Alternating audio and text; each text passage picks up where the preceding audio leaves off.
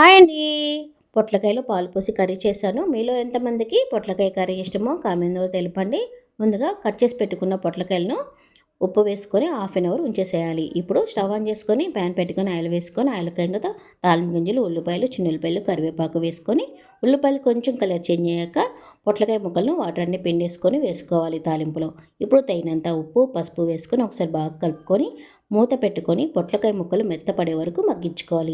ఇలా 2, 3 నిమిషాల తర్వాత పొట్లకాయ ముక్కలు కొంచెం మెత్తబడిన తర్వాత ఒక స్పూన్ కారము, చిటికెడు గరం మసాలా, పావు స్పూన్ జీలకర్ర, ధనియాల పొడి వేసుకొని ఒకసారి బాగా కలుపుకొని మూత పెట్టుకొని పచ్చివాసన పోయే వరకు ఒక నిమిషం మగ్గించుకోవాలి. ఇలా మగ్గిన తర్వాత ఇలానే కూర కూడా బాగుంటుంది. ఒకసారి ట్రై చేయండి. ఇప్పుడు తగినన్ని పాలు కూడా పోసుకొని ఒకసారి మూత పెట్టుకొని పొట్లకాయల్లో పాలు ఒక 2 నిమిషాలు ఉడికించుకోవాలి. ఇలా ఉడికిన తర్వాత ఉప్పు, కారం అన్నీ అడ్జస్ట్ చేసుకొని స్టాప్ చేసుకొని సర్వ్ చేసుకుంటే ఎంతో టేస్టీగా పొట్లకాయ పాలుగా రెడీ. ఈ వీడియో మీకు నచ్చితే లైక్